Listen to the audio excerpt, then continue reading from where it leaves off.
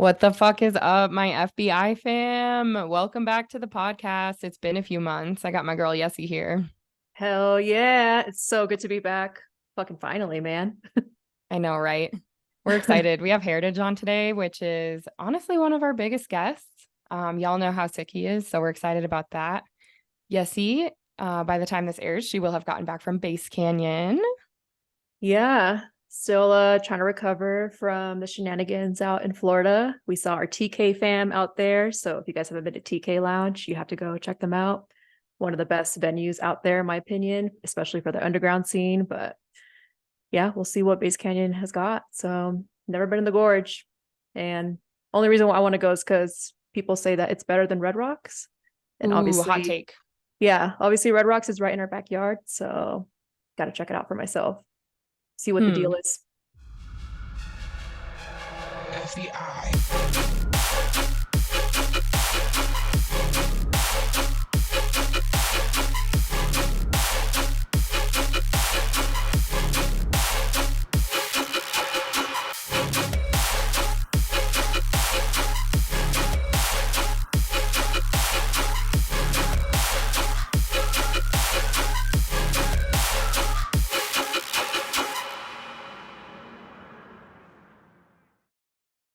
Hey, welcome. Look who it is. It's me.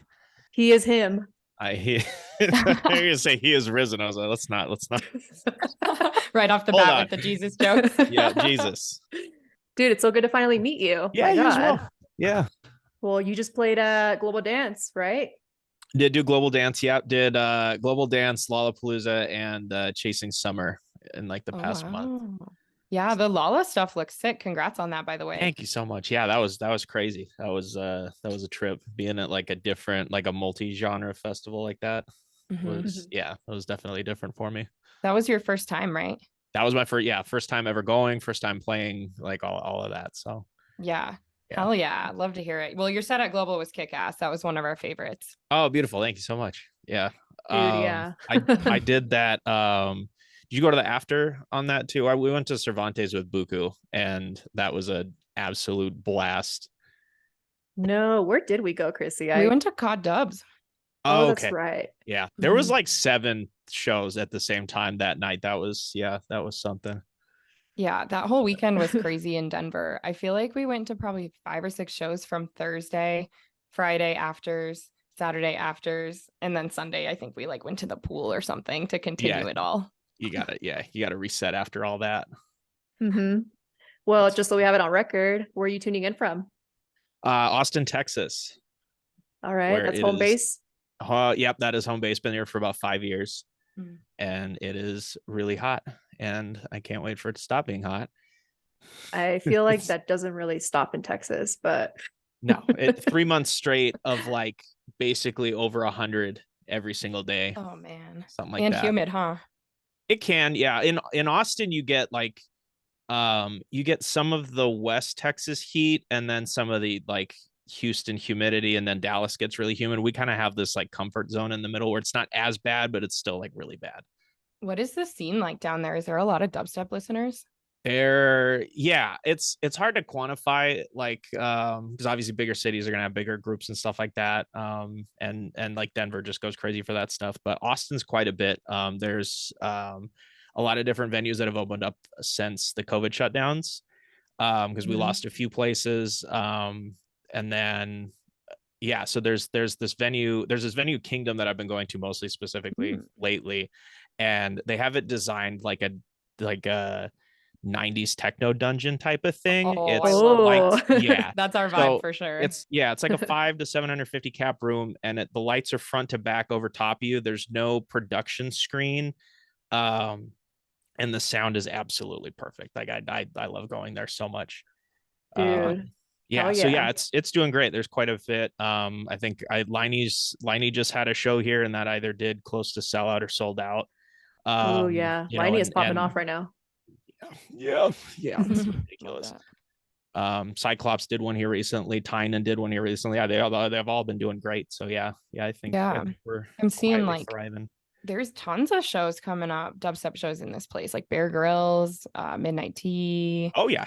Well, we have so we have like different tiers of I'm gonna get all nerdy with this stuff, but we have a bunch of different sizes of venues now. So we have anywhere from like artists that are selling out 500 cap rooms all the way up to I think the Concourse project is like 3,000 or more, and so like Marshmello came and played there.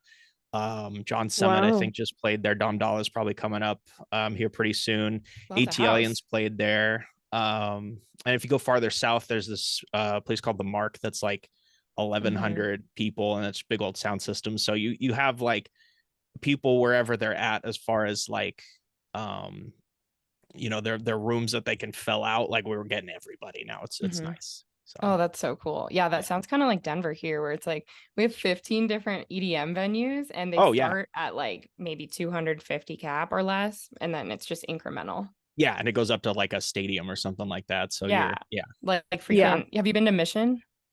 Yeah, I did Mission with Excision on the last, like his detox set on this last like 3-day thing that he did. There's probably done one since then, but that was the last time I was there. Yeah. How was that set? We didn't get to go to that, but we went to the first bank.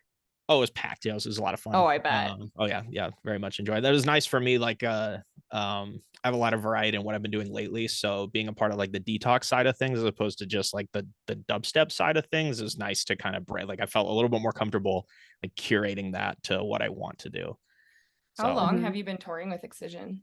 I haven't really like toured with Excision. It was kind of one-off shows and then the festivals. So we've played like a couple supporting shows. And then I think the first time I played with them though was Lost Lands 2021, I think. Oh, that was a good year. That was a good year. Yeah, it's like a bottle of wine. Oh, right. That's a good way to think of different festivals per year. Oh yeah. That was a good year. Like, its own like label release where it's been aged with time and like right, exactly. Yeah. It's well seasoned. So like what other festivals do you have coming up? Well, like Get Freaky just got announced, right? Saw that. Yep. So I'm on that. EDC Orlando. That one's gonna be good. EDC Orlando, that lineup dropped. So that's gonna be fun. This next month's crazy. It's like Shaq's Base All Stars, and then Lost Lands, and then Wakan Fest. Oh, you're playing Wakan? Yes. Is that your first time playing Wakan? This is my first time going, first time playing. Very excited to see like the other side of dubstep based festivals. So like the Wook side kind of. Oh yeah. In the best way, obviously. In the best, of course. Yeah, I'm excited. It'll be cool to do all of this like back to back and really get like the full experience over the next couple of weeks. Yeah, and like your song with Shaq is almost at 1.5 million. Oh, is it really? Oh, cool. Yeah, I know it broke a mill like a couple weeks ago. So like, how did you guys even get to start talking? How did that relationship form? Because now the fact that you're playing his first ever festival is sick. Oh yeah, thank you. He just he just started getting dug into the underground a lot, and somebody mentioned to him within his camp of like my project, and we just got to talking. I sent demos and stuff like that, and they said they were interested in that particular idea. I was working on it on like a couch in San Diego because I was working on I was traveling for work at the time, and so it wasn't like fully done yet because I didn't really get to take it to the studio and like fine tune it.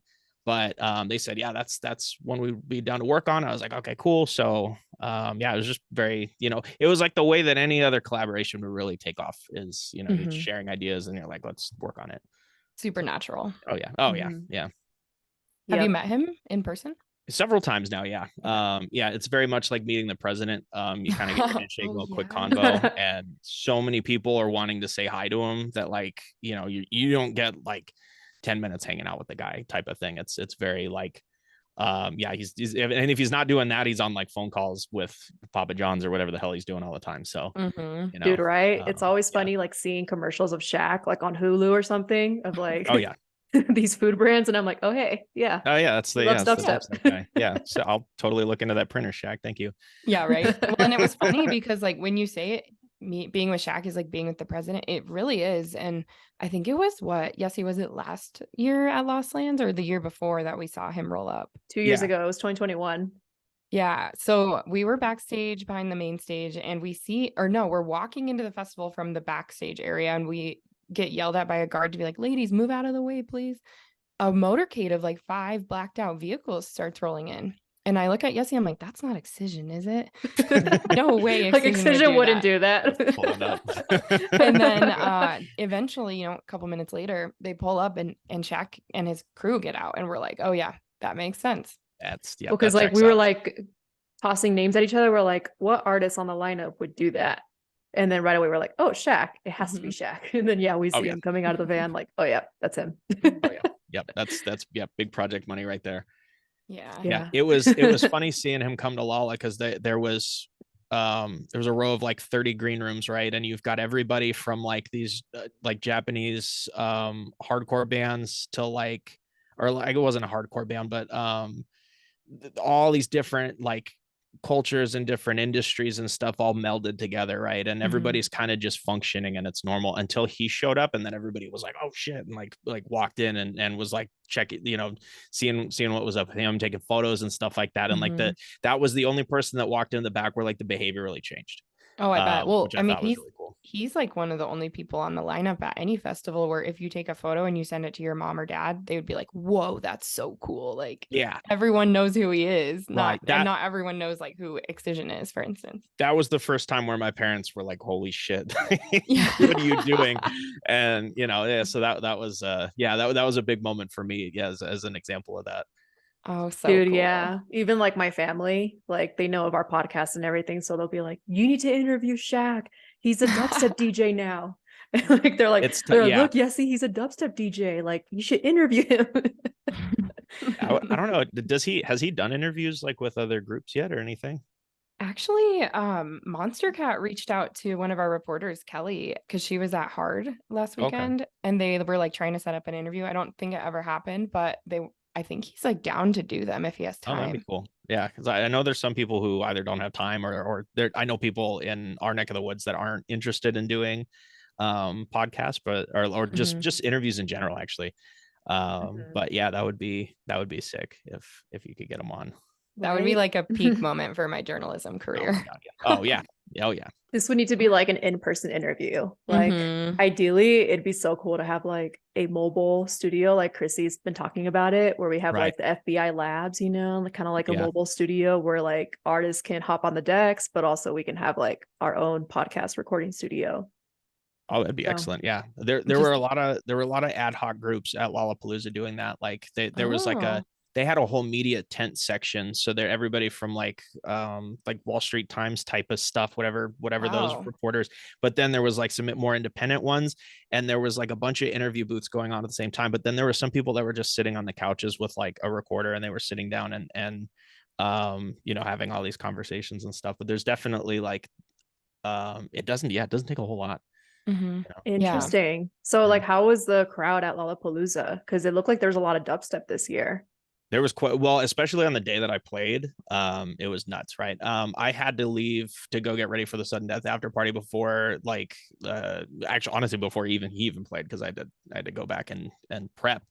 But it was filling out quite a bit. I mean, I played early, right? So I was still getting the, I was still getting like the people coming through the gates. But by the end of my set, I had a couple thousand people probably. And then that thing, like looking at the videos from like the Subtronics and Sudden Death sets, it was like front to back, just nuts. Right. Yeah. Slammed. Oh yeah. Well, that's one of the biggest festivals in the country and always has been.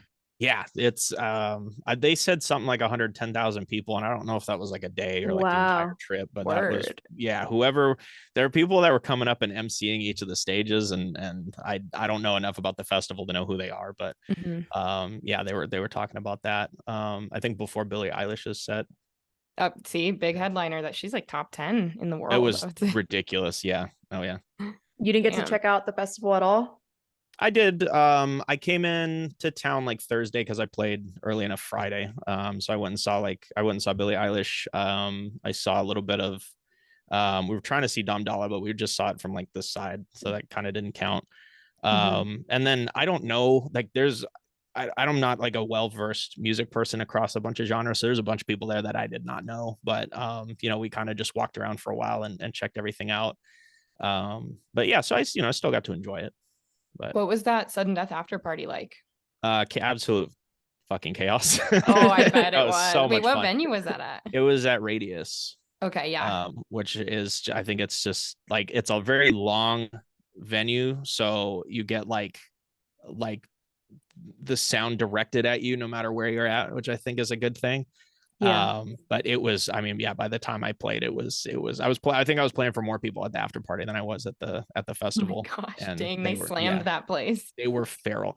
We showed up, and I think the line to get into the building was like 4 blocks long or something Love like to that. see that as an Bro. artist. It was nice. Wait, Yeah. speaking of feral, what's the most feral thing that someone's ever done at any of your sets? Like legally. Yeah. Oh, okay. Or at least that you know of. Or that you yeah. if it- Illegal, yeah. illegally Yeah. that you know of. If it's illegal, Um, we're gonna be inspecting them. Yeah, we're not. I don't see like I don't have great eyesight, so I don't see like specifics of what's going on Specifics. yeah, and especially when you're 30 feet in the air, I don't see what a lot of people are doing. But I always see um people dressed up as like religious figures when they're in the pit, and Mhm. that has happened like more times than I've expected for how long I've been doing this. So I try to call that out every time. So, Mhm. more than once I'll be like, shout out Jesus Christ in the pit. Or like, I Love think that. we had the Pope at, I think it was the Pope was actually at Radius at Sudden Deaths after, You so know stuff it's like lit that. when the Pope gets in the Oh pit. yeah. So yeah, it's really just been stuff like that. I haven't had people like climbing up stuff during my set, or nobody's like run up to me, like bomb the stage or anything like Mhm. that. So yeah, it's been fairly tame, and I appreciate everybody for that, because I don't want to deal with that. Right. Yeah. Yeah, I No wouldn't want to nonsense either. and having a good time. Yeah. Mhm. Well, I'm curious to hear about like where does Heritage come from? The name, because Yeah. like Um, I've been listening to your music for a while now, for thank you. years, and so the only I guess the only relation I know when it comes to Heritage is the hair product. Yeah. Yeah. And you have obviously a nice beard and you take good care of it. So like, Yeah. does that have anything to do with it? Oh, 100%. Yeah. So the word came from my friends kind of roasting me before. It was like it was just like a joke that we were making, because I've always been like a pretty hairy dude. So they were trying to come up with names, and they're like, make it about your heritage, or like your heritage, haha. And Yeah. then contracts showed up for like really really old stuff, and I was like, what, like whatever, I don't I don't have time, so let's just run with that. And the trick has been, because I didn't have like a concept in mind, like an aim of the project. I was just trying to make music. And so having to like make that make sense in like the function, or like in Mhm. like the music function, like the branding and everything else, has been really tricky, because how do you make that make sense? And because if you brand as a beard product, you're gonna look like a beard product and not a dubstep act. But if you Yeah. look like a dubstep act with a beard on it, that doesn't make a lot of sense either. So it's been tough Mhm. trying to figure that out. But yeah, that's where it came from, was just, yeah, my friends being ridiculous. Shout out Chris and Tanner. Yeah, that's cool though, because I feel like you have the beard in a lot of your artwork. Like if it's AI of you, or if it's like renderings of you, or if it's like an Yeah. icon, I feel like I'm always seeing the beard. And like we manage artists, so something that we tell them is that your personal brand should tie in with your artist brand as well. Yeah. And I feel like that does it perfectly. And that's why you've probably been so successful.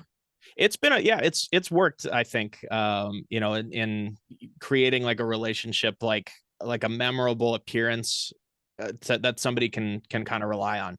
um you know like Billie Eilish's oversized clothes would be a good example of, like, she's always very recognizable in like how she dresses and how she presents herself. And Mhm. obviously she's like a global icon, so kind of no matter what she did, she'd be recognizable. But there's a common theme there. And it's really important to like not just be like uh DJ in a black t-shirt, Mhm. and have like some personality behind it, because you can do that, but you gotta sell something with it. Yeah, and I feel like the music kind of has to have that distinct taste to it where it's like you can hear it and you don't know it's a Heritage song, but it is. And I feel like you have that as well. Thank you. Thank you very much. Yeah, I think that the uniqueness in sound is very important. But I would say that it's only one way to do things, because Mm. in the age that we're in now, it is as simple as getting the attention of an audience. And Mark Rebele is able to do that with Hmm. a loop pedal and just singing. And obviously his voice is very recognizable and he's got like a formula to what he does. But none of his songs are nominated for awards. None of them are they're just sounds that he made in 30 seconds, right? And he, you know, I hope to one day be at the value that he is, or you know, creating, having an audience at that Hmm. scale. You know, that's something. As much as this is just art at the end of the day, you know, I do have aspirations to like make this as big as I can. Hmm. You know, and so being able to do that in an attention getting way can have a lot more to do with just than the music. And I think that's been like a big lesson with the shift in like social media behaviors in the last like 5 years. Yeah. Yeah. So that's just something big to pay attention to. You know, while you're crafting your sound, is, you know, what are your appearance and everything online, and kind of how you subject your listeners to your music in a way that like gets their attention. And there's some people that are absolutely nailing that are not me, because I don't know what I'm doing. But Who's nailing it in your I opinion? think Crank Dad's like remixes are always going crazy. He does like these Yes. video breakdowns on how to do it. Yeah. Love those. Um, Cyclops does like the super like goofy, Oh you know, yes. yeah, and see, and you're Yes, already laughing because you know every time you see that it's about to be the most ridiculous thing ever. dude. Tynan does an amazing job at that stuff. He's very personable online, and is able to kind of just show himself. And you know, that's it's a big thing to do, to practice on, you know, if you're trying to curate an audience now. Can't be shy with it, that's for sure. Yeah, and that's a big struggle point for me. Is I don't want to, you know, there's a lot of things that I don't want to have to do Yeah. in order to present my project. I just want to show people. But you know, in the interest of, you know, doing this for a living, and trying to really like hone in an audience, you know, taking the time to do that, even if it's a few minutes and you really hate it, it pays off. It definitely pays off. Yeah, and I know it can be discouraging for some artists because I know like some friends who will spend like a couple hours making this video edit. Like Yeah. Cyclops, he probably spends like 5 hours per simulation video that he makes, like of the video Right. game. Right. But obviously, like he's been doing this for a while now, not the simulation one, but you know, like just those funny videos that he makes. Yeah. So he's been doing that for a while and staying consistent with it. And now look where he is. So it's just Exactly. Yeah. obviously it can be discouraging at first. You may not be seeing results, or you might only be getting a couple of likes, a couple of Right. views. Well, And that's the nice thing about TikTok is if the strategy doesn't work, like the format doesn't work, you just get rid of it off the page and do a different one. And you Mhm. know, you can spend a bunch of time. You know, if you're not an editor, don't try to edit. You know, unless you really think that that's something you want to try and do. You know, there's a lot of people who just like jump around in their bedroom and have the project playing underneath it. Like you go look at Mhm. like Joey Valence and Bray. Like there are a couple of hip hop guys that are doing like the old school sound, like revive type of thing. um they just jump around and do the most ridiculous shit. I think they broke a hotel bed at one point because he like jumped off like there was like this upper section that was like 15 feet in the air, and he just like dove bomb that and broke the bed while someone was ordering a filet mignon on the room Oh, service. It sick. was it was just a chaotic video, right? And it probably got like 1 million plays, and it was Mhm. just a quick cell phone capture of like the right moment. And you know, so sometimes it's just as simple as like filming all the time and then just catching those little bits that work. And you Yeah. know, yeah. Jesse and I always talk about how funny it is that like the shittiest cell phone video will do numbers on Instagram Oh Reels, yeah. whereas like Oh yeah. a professional, nice, crisp, edited video horizontal, it doesn't even get picked up in the algorithm. Oh yeah. Yeah. The low effort stuff can go the hardest for sure. And Mhm. you don't really get to pick what it's. You'll do 100 of them and maybe 10 of them take off, but like then you've got 10 videos that worked, you know, and the rest of them are just, you know, they'll do nothing. But yeah, it's crazy how much of a difference that yeah, that makes. Yeah, like Yeah. promoters, for example, they're always hitting us up to promote their shows and drive ticket sales. And they'll send us, like the little promo video. And we're like, I mean, yeah, this is a nice edit, but this is not going to get any views or likes on our page, just so you know. Like we can just let's just post an iPhone video of the artist, the headliner playing. Right. Yeah. Yeah. Yeah. So it's just Make it like, it's personal. tough, because then you spend all this money like making this video edit, like hiring someone to do it, and then, or Mhm. spending all this time editing it, and it doesn't do Right. numbers. Whereas a shitty iPhone video That we Yeah, ripped will off do a like story. 10 times Yeah. better.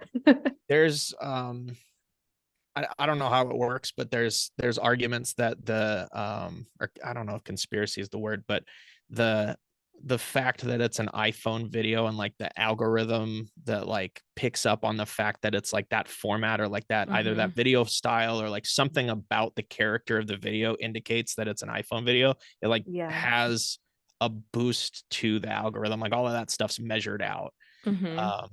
I think Twitter just posted, or X, what a fucking stupid ass. I'm not calling it X Yeah, ever. it's there's only It's one so X in my stupid. I hate life. it. I Yeah, hate there's I only one. like it's just I hate opening like seeing the app and it's all black and the X, and I'm just like, this feels weird. I'm down with permanent night mode. I don't have a problem with that, but like, yeah, the little Times New Roman stupid. It was a bad rebrand, and it only worked because it's behind like one of the most viral people on the planet. It's the only reason anything's going the way it is. God. What the hell was I No, just saying before the this? freaking conspiracy is true though. I bet you it recognizes the metadata in the video that you upload, that it's like user generated. And then Yeah. the whole thing about Instagram is that it wants users to upload their own content. I Right. feel like it suppresses it when you share other content, especially in your Right. stories. Yeah. But yeah, I bet you it reads metadata like that. Oh yeah. And then you can ask like what kind of benefit do you get if you're using CapCut edits? Like because I get posts about those, like the next one that they've released that's doing really well. And it's like, all right, well, if I just put effortless content that I'm getting anyway, because somebody's recording at my shows and just throw it into that. And it's like, all right, well, is that gonna make it do better? And it's just little questions like that. Yeah. Yeah, Like, what those is your CapCut intent? those CapCut videos are hit or miss. Some of them go crazy, but yeah, some of Yeah. them are just they're ridiculous. But some of them go crazy because of how bad they are. It's Yeah. Yeah. Lately, Christy and I, like anytime, like, there's nights where I'll just be scrolling through, I'll go down that rabbit hole, just going through a bunch of reels, and there's just funny video after another funny video. And I'm like, Yep. actually, this one would be funny with a rhythm song in the background. Oh yeah. Drop it into the Premiere Pro, drop a rhythm song in the background, and then it blows up. Yeah. That's really how you find the ideas, right? You see what what's trending in other circles, and you're like, all right, well, how do I put rhythm to this? And then same as the meme game. You just exactly change it to dubstep. It's the same. Yeah, it's the same thing. Yeah. Well, speaking of social media, we actually got like some of the most submitted questions we've ever got for any artist for you. That's an ego boost. Awesome. Yeah. Great. So yeah, I mean, we were surprised, but some of them are really fun. So like I can kick it off here. Do it. Relics DTV is asking, what is the most illegal drop of your career? Illegal. Whatever you want to interpret that as. Yeah, I guess that's a very dubstep FBI term, right? Yes, sir. Oh, that's tricky. There's I do a lot of like edits and stuff. I'll do an original. There's this idea I have called the Lyss ID. It's LYSS. And it sounds like it's gonna go into this like nuts techno thing. And it drops into this like halftime, like it almost sounds like a distorted slap bass guitar type of thing, and it's just a super low, it just takes the floor out from under you. That's probably my most illegal one. Yeah, because it just takes a left turn on everybody and nobody expects it. So yeah. Are there videos of it around? There should be. Oh my god, have we not posted those now yet? I'm like, what does this sound like? Yeah, it's cool. Now we're really I'm hyping up a thing mode. that I'm not. Yeah, my manager. Yeah, this is like an elusive thing that no one knows what it sounds like, but you made it sound like the most illegal drop ever. Yeah, I'm just hyping up. There's so many other songs that I should have been promoting instead of that one.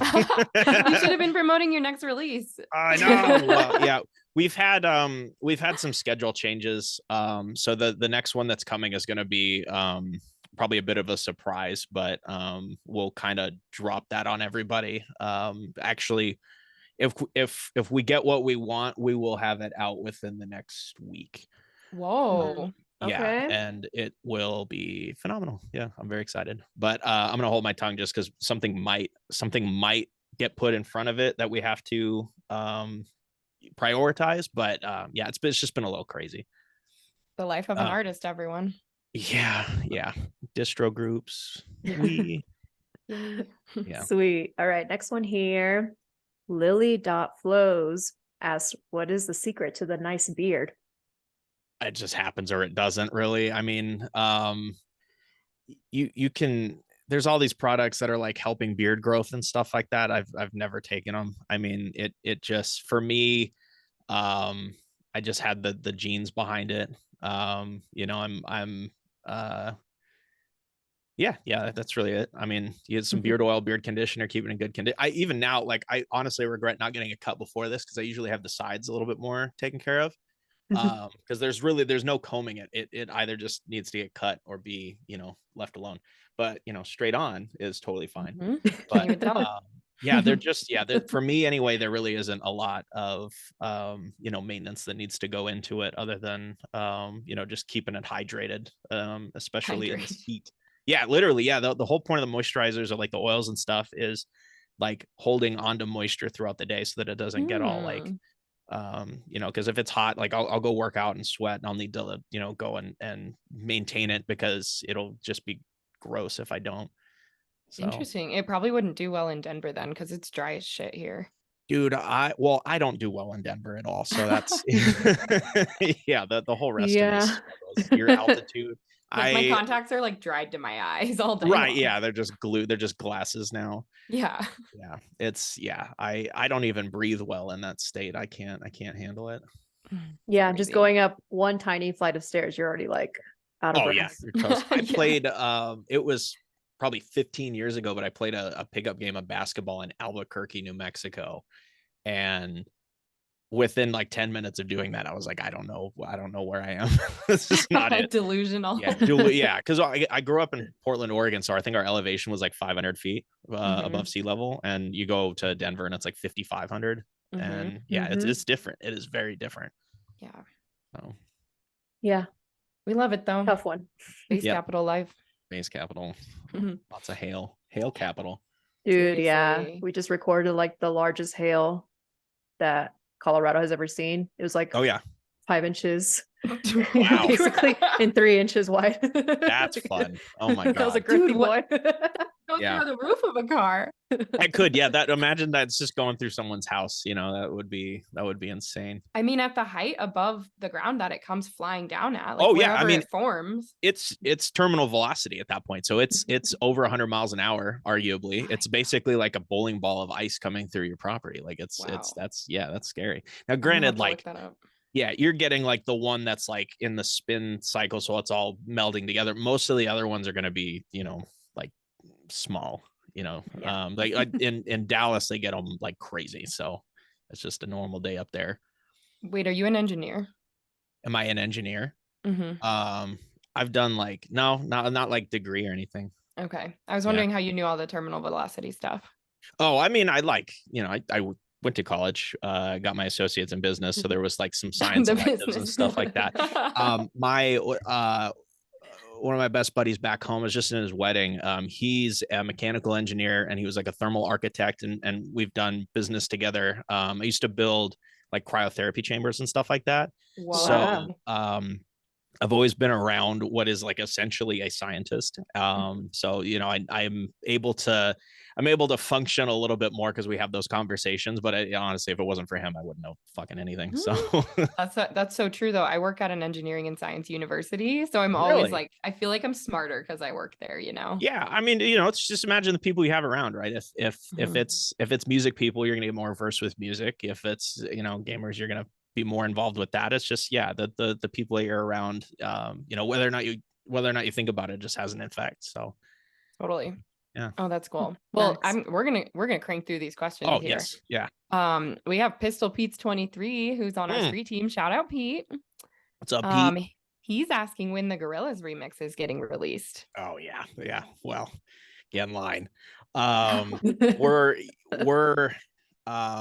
yeah, we're still, it's very slow conversations with a company that size and a project that we're asking for. Mhm. Um, but like, I don't know, Dom Dolla's got a Gorillaz remix officially out. We were able to, somebody from my team was able to chat with him for a second about what, you know, what went on there. So we're still hopeful. Yeah.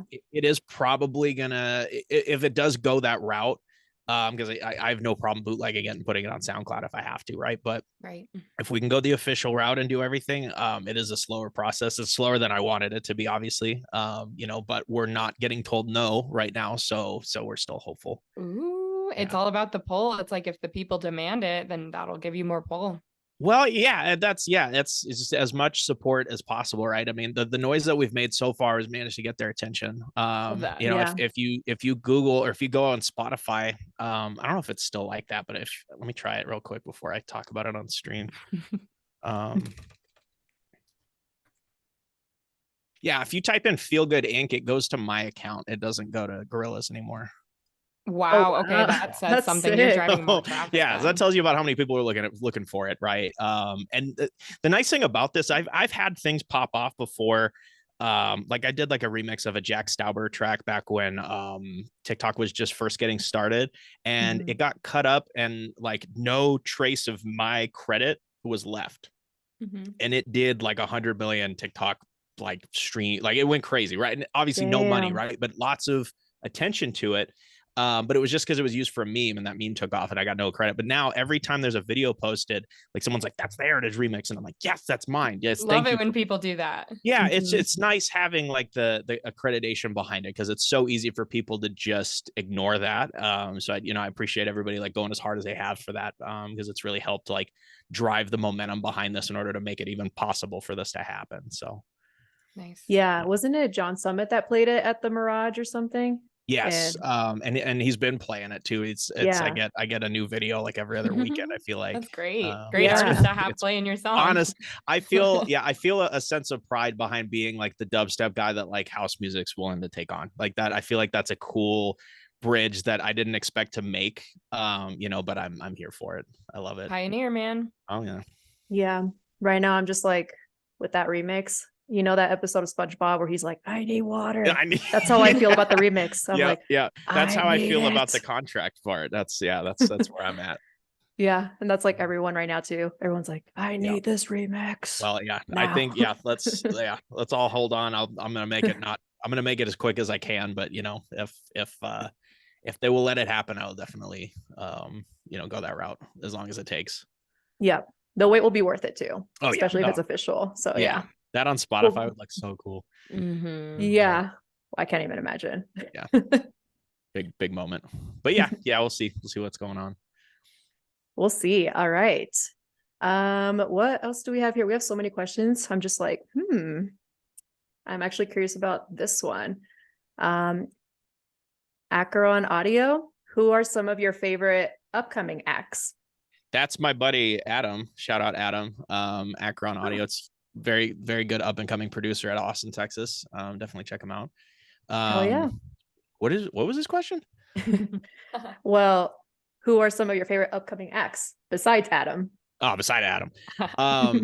This is so tricky. And I don't know where anybody's at as far as like status. So it's like people up and coming is such like a weird term, right? But if I had to think of like the up and coming acts that I'm super into, Liney's definitely a favorite of mine. He's got his buddy Fly. They produced a bunch together. You've got artists like Ahi making incredible stuff. Yeah. Yeah, it's I should pull up my playlist here so I can name these off, because I never, yeah. Quick shout out to all them. Oh yeah, big shout out to all of them. Big shout out. I love like Akios is always making like these game changing stuffs. Effen's always on top, as Soli's always on top. So yeah, there's we could spend like a half an hour just going through the entire list of everybody, but yeah, I think those individuals are definitely staples in my like home listening to like kind of inspire myself and within our genre. Very cool. Yeah, we love all those artists. Oh yeah, Big shout out. big shout out. And don't get mad at me if somebody hears this that I should have called out, because I love you too, but I can't think right now. Tag them in the comments. Yeah, get them in the comments. Yep, I'll see them on Discord, and they'll be like, "Why didn't you say my name?" There you go. IG Samay 009 is asking, would you like to collab with Skrillex and make some heavy stuff with him? I mean, yeah, like yeah, absolutely. That's anybody that I think is close to my age, or a little younger, like all kind of started getting into EDM through him in some way. And even if you weren't super into his music before, I mean, there's no mistaking like that he is the primary reason why we all sound the way that we do, for the most part. You know what I mean? And that doesn't speak for everybody in electronics, obviously, but for me in particular, and like the friends that I have, that would be that would be a bucket list thing for me for sure. Yeah, totally. Yeah. Well, we got a comment from Threat Level PR. He said, not a question, but man is a legend. Yes, we know that. That's why we invited him to the podcast. Thank you, Threat Level PR. Appreciate that. Appreciate the shout out. And then last one here, Lewis Bar and Grill. When are you releasing that banger of an ID from G-Rex's Summoning Mix from a year ago? Oh, I think I know what he's talking about, and I don't have plans for that because it's gone through so many different changes that I've been trying to get that to like. Give me 1 second. I'm actually gonna scroll through and see if I know what he's talking about. He said Summoning 5. Yeah, Ivy. Oh, it was 4. Okay, yeah, he just put out 5. Shout out G-Rex. G-Rex is somebody I should have named earlier. See, I told you there were people I was gonna miss. Speaking of people who have a song with Skrillex. Yeah, dude, that Baddis is nuts, and I'm super stoked for him. Looks like it's finally coming out. They're posting videos about it. I see the promos look really cool too. I'm very excited. Yeah, stoked for the homie, because that is a big deal. Living my dream, buddy. Must be nice. Yeah, I don't have a plan for that one. I think it's currently called Wormholes. I've played it a couple times in the past year, but and like literally maybe 2.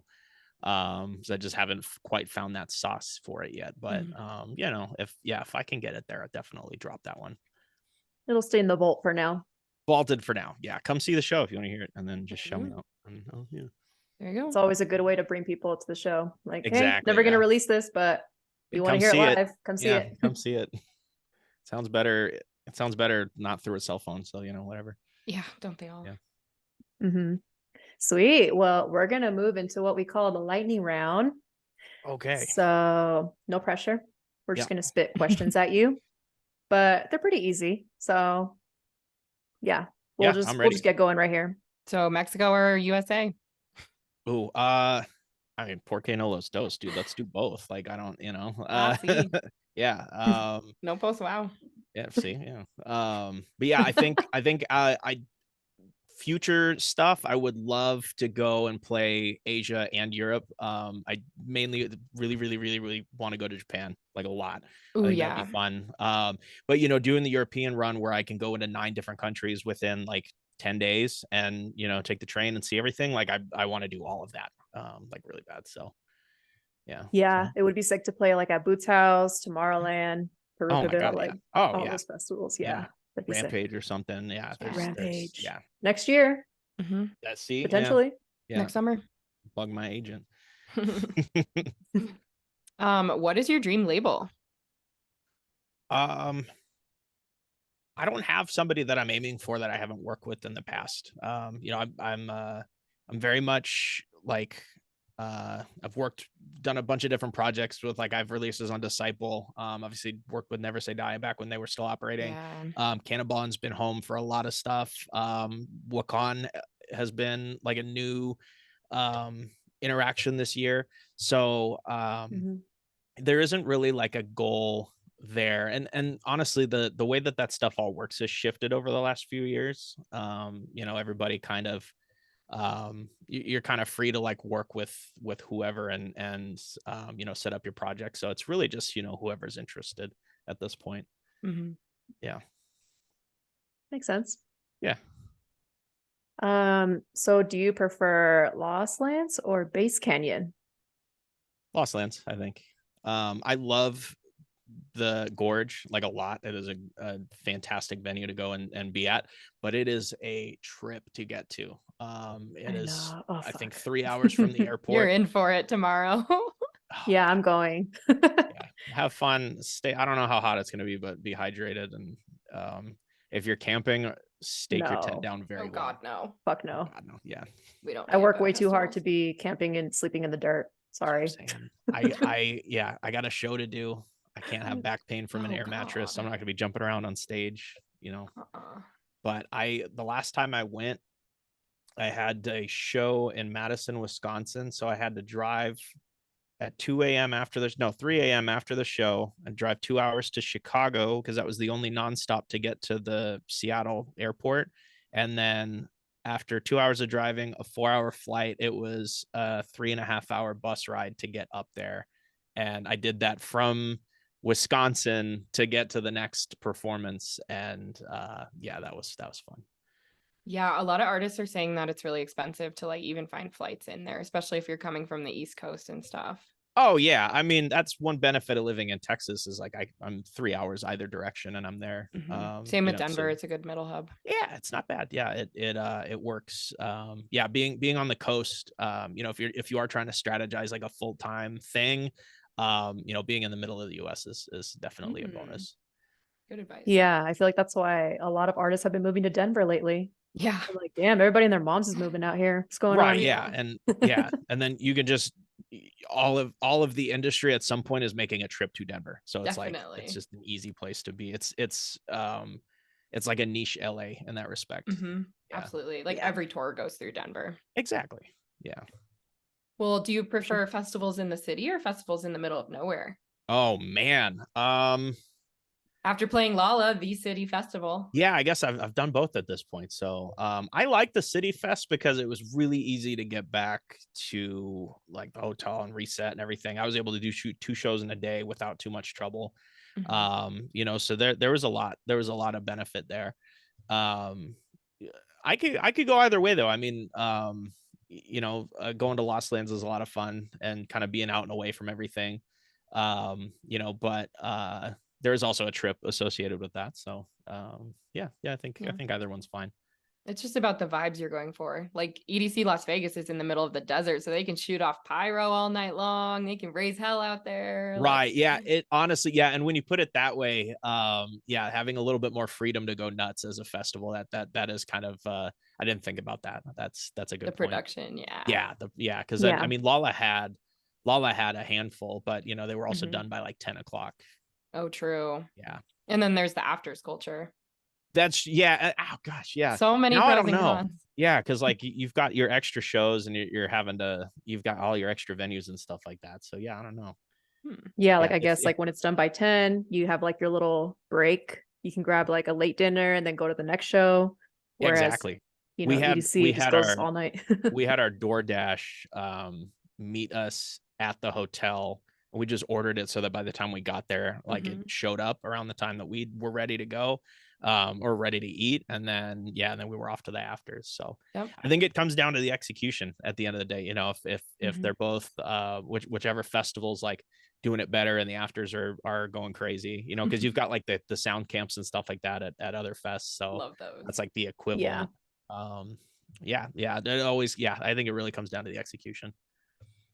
Yeah, I wonder what it's like in Base Canyon though, but you can't Mhm. catch me camping there unless they have like a trailer for me, Glamping, no. maybe. But Yeah, I don't know if they do. camping, I don't know. Yeah, it's that's a big cost to get like sleep stuff out there. But it is. But we RV'd for I think the last time I was at Base Canyon, I grouped up with some people and got an RV and we just had that in like the gold section or whatever. And that was nice, but it was also like a lot of people in one RV. So Yeah. God. Yeah, pros and cons. pros and cons. So if you could go back to back with any artist, who would it be with?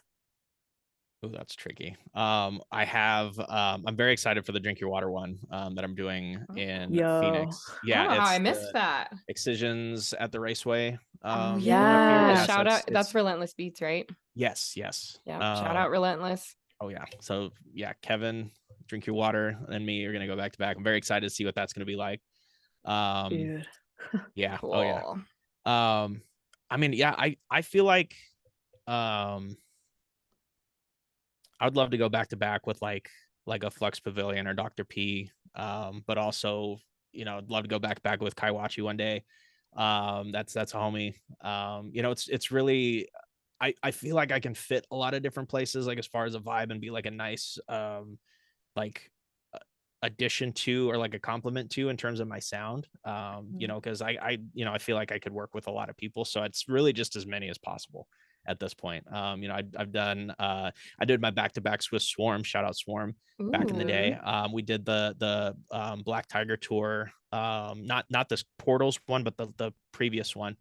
And yeah, I think we did like 6 of them. And Wow. actually the last time I played at the Raceway was a back-to-back with him for like an hour and a half. Sick. And he's very like heavy cinematic and orchestral, and and I think even with the contrast between what we did, we really worked at it and made something fantastic. So I think if I can work, there's a lot of breadth that I can work with. So Cool. yeah. What is one country that you would want to play in? Oh, Japan. We've been there. Oh, right. Mhm. Yeah. Yeah. But besides Japan. Oh gosh. Japan again. No, Talk I would say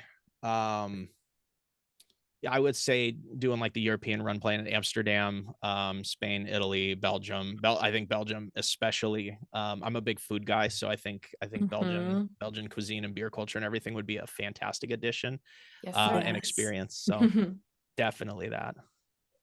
There's plenty of beer out there. Oh, you'll have to go to Delirium. Have you heard of that? What is that? You know the Pink Elephant brand, the beer brand? Oh, I think so. Where are they based out of? Belgium. They're the Belgian? oldest. Oh, okay. I think they're the oldest like continuously still open brewery in Belgium, but we went Wow. there and they have 1,000 taps. Oh my gosh. Okay. Yeah. Yeah. It's Yeah, cool. that sounds fantastic. Yeah, It is super cool. Growing up in Portland, we would have, big old beer halls of like they'd have a bunch of taps, but not 1,000. But they'd have the fridges, and so you'd get like a bunch of Belgian brands, German brands, and like every flavor and type, across the board, and it was like a little library. Yeah, literally. Yeah, yeah. Think definitely. about it. Yeah, this place was like this huge. It was like 2 stories basically. Oh my It was gosh. like the main level and then the basement. And That sounds I just fun. felt like I was back in like the 80s, like literally, Yeah. like it just Very retro. back Piece in of time. history. So yeah, it was an experience. Definitely have to go. Oh yeah, that's on the list now. There you go. Bucket list. Hell yeah. Just 2 more questions for you. And yeah, it's been a good conversation so far, Yeah. especially since we kind of took a little bit of a hiatus from the podcast. Just a little bit. How long's it been? Like 3 months. Since before I went to Europe. So mid-May. Oh, big trip. Early May. Yeah. Oh, okay. Yeah. So yeah. Glad to bring it in. Good to bring it back with some good combos. Yeah. Better than Exactly. ever. All right. What is the most embarrassing thing that's happened to you on stage? On stage? Mhm. Ooh. I've had, well, one of them wasn't embarrassing because I had like a complete technical failure with both my USB and my backup. I bought a brand that wasn't compatible, and it couldn't read the data. So I was playing off of just the track lists with no data on my like record box at all. So no cues or anything? No cues, no tempo, no key, no nothing. It was literally just the title of the song. The tempos weren't working, so the grid adjustments they didn't exist. There was no grid on the thing to play with. So I was having to fade out of tracks and bring in new ones, and that was the worst performance I've ever had. I tried bringing another DJ up to like back to back with me because I'm like I'm screwed here, and they got kicked off the stage because the promoter's like, I paid you to do this, so like you're gonna do it. And I was like, okay. So I got through it, and everybody was like, that was the best set ever. And I was like, no, it fucking wasn't. Like, but thank you. And so it ended up being a really good experience. And everybody had a really good time, but like that was super stressful. As far as embarrassing goes, there was a show in Seattle that I wasn't playing on. I was just going and hanging out with my buddy, and his USBs failed. And I got called up on stage by him because he's like, these are literally broken. I don't know what to do. Like it was emergency looping. Like so he wasn't even able to finish drops or anything. So I get up there with almost no experience DJing before. And the sync button's on. I don't know how to turn it off. And so like I'm playing songs that are supposed to be at like 90 BPM and they're playing at 180. And so it's double timing it. And it just like the whole thing was a mess. And for about 30 minutes, I was just suffering through that in front of 6,000 people. And I hadn't done that yet. 6,000? It was a lot of people. Yeah, it was nuts. Bro. Holy So that moly. was super embarrassing because I know that like nobody knew who I was back then. This was probably 8 or 9 years ago. But that sucked. Wow. That was rough. That My first one though, God. probably it's like blind DJing. It probably made you a better DJ though. It made me more prepared. Because there was no DJing. There was just like trying to curate a vibe with your song selection, and just that. It was like being a wedding DJ. Like there just was no Yeah. like transitioning or anything. It was just song. Wow. Yeah. I would be shitting if I was up I there. was not. I would was be not happy. panicking, yeah. Yeah, that was But at rough. least the crowd reacted well to it. Didn't They had even a notice. blast. Yeah, they Good. thought it was cool. They thought it was just. I mean, what it really looked like and felt like was just like a stylistic thing, as Mhm. opposed to like more traditional, like modern DJing. It just seemed more like, to somebody who's like not aware of how bad it was for me. It probably just seemed like a choice. Yeah. Yeah. Oh, Yeah. now I'm curious. And last question is, what is your pre-show routine? Ooh, a little bit of stretching lately. That's been a big thing. And definitely having something nice to eat. Try and find like somewhere good in a city before I go, so I have a little bit of a plan. See what's near the hotel and things like that. Just try to have something decent, but yeah, a little bit of a stretch. I'll usually have like a yerba or something, yerba mate, and depending on what I'm doing, I'll do like pickleback shots. I usually have like a jar of pickles on my rider on the side with like with my rider, so maybe do a couple of those with somebody if they're there. But that's about it. Nothing too crazy. Is I feel like yerba this on is- your rider? Yerba's on the rider, which Yep, is knew it. it's easier now to get that because like you'll play places that just don't sell it, because it's kind of random, but it is on the rider. Yeah. And I was gonna say earlier, I feel like there's a trend with some of these artists that we've interviewed that always have like pickle shots before their sets, or It's they have it becoming a on their thing. rider. Yeah. I know Riot 10 and I were at a Vegas show together, and he had them on, and so it was kind of a moment. We're like, oh yeah, pickles. But yeah, let it, yeah. If you don't have them on, put them on. They're yeah, it's a lot better than just having like Coke Zero every single show, to chase something. So Yeah, yeah. I agree. Yeah. Well, hey, that concludes the lightning round and pretty Nice. much all the submitted questions. So Beautiful. yeah, that wasn't bad, right? No, yeah, it was great. I appreciate talking to you. Yeah. Thank you for being our guest. We've been listening to you for years, like Yessie said. So it's awesome to be able to have a conversation. Oh, of course. Yeah, I appreciate the support, and being able to sit down and chat and kind of get kind of talk about just everything on top of music, and kind of being a person, Yeah. Do you have any final words for our audience and everyone who's listening in? I've got I think outside of holidays, I've got every single weekend booked up, sometimes multiple shows for the rest of the year. Obviously a lot of Word. stuff isn't announced yet, but if you are looking for like a old school meets new school sound, something a little different, and you like a little variety in your sets for an hour and a half, come and check it out. I've got the song kicks, I've got my link trees and stuff like that, so you can keep track of everything I'm doing. I obviously have all of my socials and stuff like that, so to keep up with. But yeah, it's a very busy rest of the year. It'd definitely be great to if you haven't heard me before, or you've been waiting, you know, definitely here's your opportunity coming up this year.